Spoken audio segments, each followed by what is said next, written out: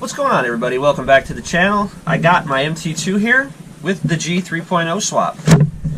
I got all the break-in done. 2 tanks ran through, idled, no problem. Got a couple of half throttle, full part throttle runs in. I think it's ready to break it in fully and get a good tune on it.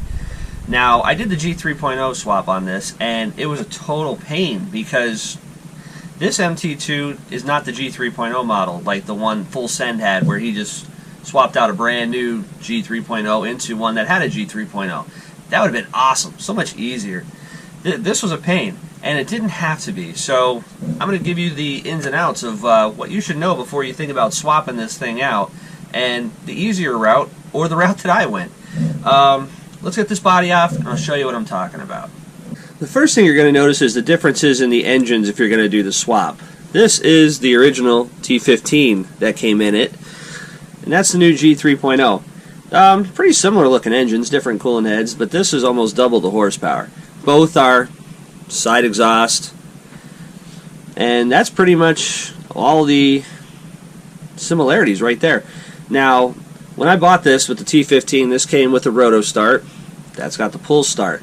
The back plates are different between the T15 and the g3.0. Also, the g3.0 is a long crank, where this is a short crank. So pretty much all of your clutch components will not work with this. You will need to get a new flywheel. You may be able to use the bell, I'm not sure, but the T15 bell comes with those little needle bearings instead of like a sealed bearing. So it's not really a good thing to use anyway. The clutch nut won't work. The shoes and springs will work. But probably your biggest problem that you're going to have right here is this motor mount. If you try to use a normal side mount on this and use the adjustable mounts that come on the chassis, it will set the engine too far back. You'll never get it to mesh. It won't work. Now, the problem with this is it's a discontinued HPI. So parts for this are a lot of fun to find, and this is the part number. This is the part you're going to need. HPI 86000. Engine mount 21mm for the mt2 to g3.0 engine. Now, the T15 just uses these little holes here on the bottom. Goes directly into the chassis. So that mount was not easy to find. I had to get it from Canada. That hurt. That was a $30 mount. Hard to find. Lucky to even get it. Now, there is a simpler, much easier way to do this. It's called T3.0. T3.0 is pretty much the same thing except for the block as a G3.0. Same 2.2 horsepower, very similar, but it uses the same backplate as the T15. I would have been able to reuse my roto start. It's also a short crank. I would have been able to use the flywheel, all the clutch components, the bell, every part of it, and it would have bolted right in just as stock. Now, the big advantage of using that motor mount in the G3.0 is now I have adjustability. I can go up and down in bell housing teeth, but I can't. I don't know if I can justify it because, I mean, it's pretty much, I think I went up 1 tooth on the bell, and it's good to go. It's fast enough. Other than that, I think the way to go would actually be the T3.0, because you take it, bolt it right in, put all your stuff from your T15 on there, and you're ready to rock and roll. Whereas with the G3.0, like I said, I had to search down a motor mount all the way from Canada. I had to rebuy all the clutch stuff except for the shoes and the springs, because I had to use a clutch nut from a WR8, flywheel from a WR8. I used the bell from a WR8. I had to buy all new bearings. It cost me probably another $50 in parts easily, plus a $30 mount.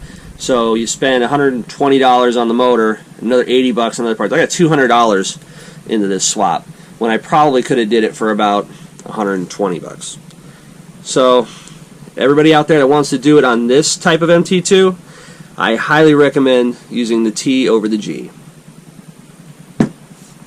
Well, let's get some fuel in this thing, take it out, and take it for a rip. Today I'm going to be running the VP Master Basher 20%.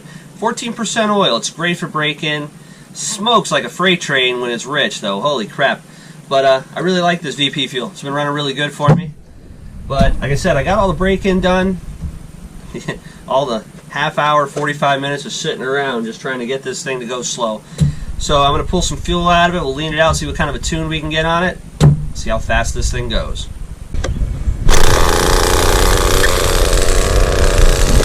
There it goes.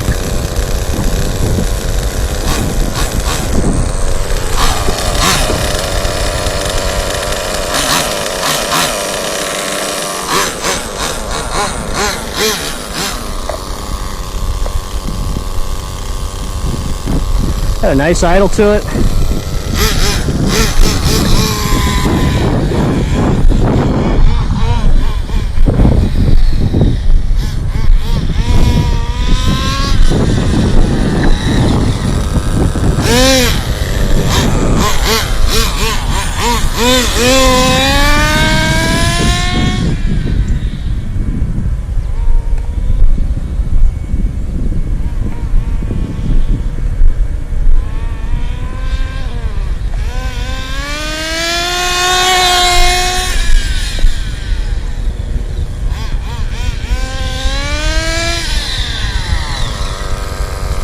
Runs good. Runs real good.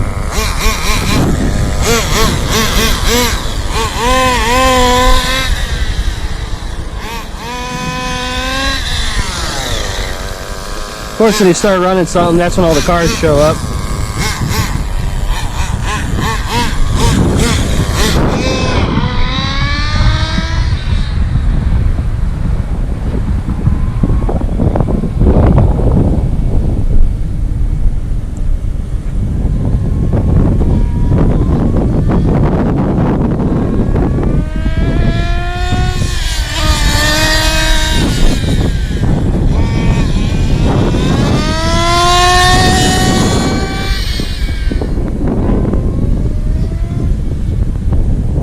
Whole thing's quick.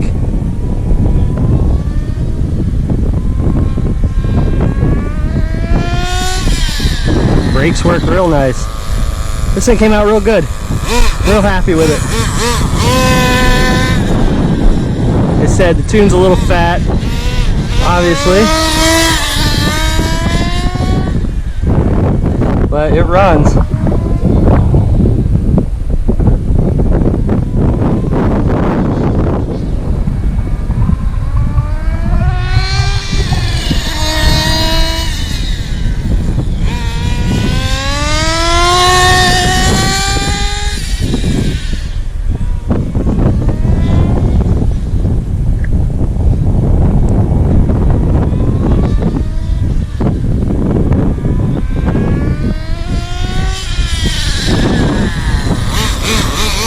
Very quiet. I want to put a pipe on this thing. I can't even hear this thing.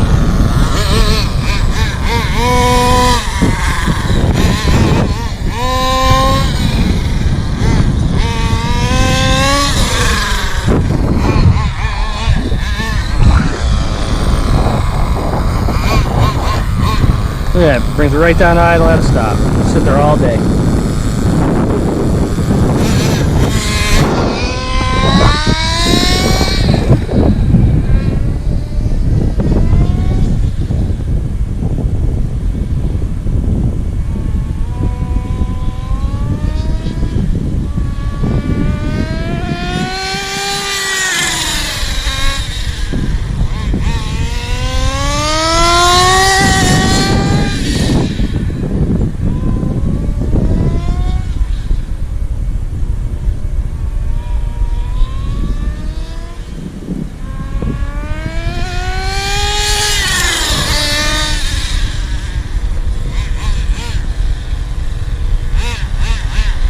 Very happy with this thing. Listen to that idle. Brings it right down.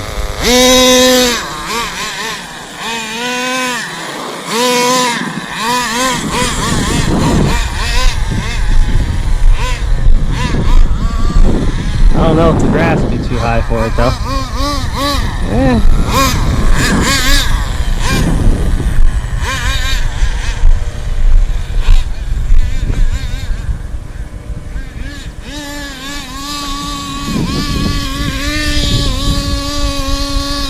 Yep. Need to get down here and cut this grass. Township guys need to get off their ass. Oh, well, let's fire it back up.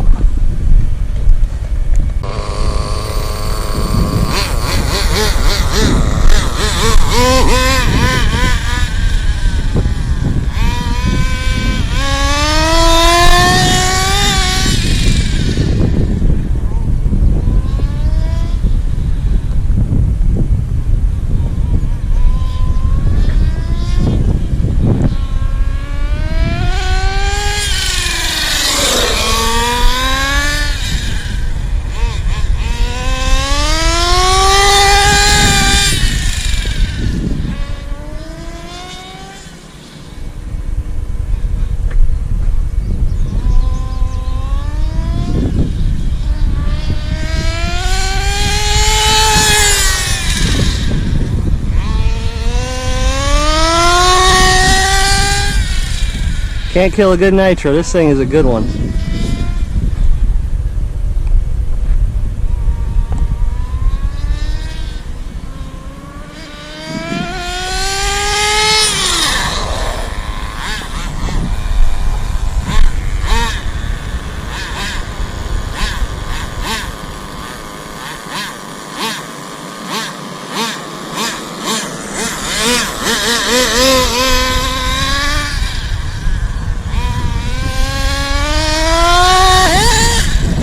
Whoa!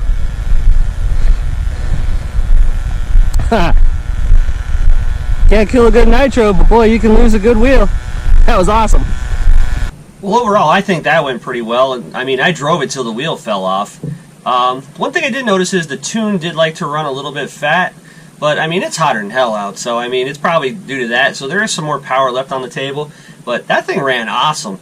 Top speed, decent, pretty good, holds its own, not bad. That thing handles amazing. I mean, it's just, with that small wheelbase, it's just point and shoot, go around stuff, turn the wheel, it's backwards already. That thing rips. I like that little truck. That's a cool little truck. I'm happy to have that running again. Full Send got his going, so that's two MT2s this week that are back on the road and out of the parts pile. So if you like what you see, like and subscribe. Don't forget, I have the 4x4 Nitro Top Speed Challenge going on. If you want in on this, you got to comment in the video that I posted stating the rules, and that starts August 1st. Thanks for watching.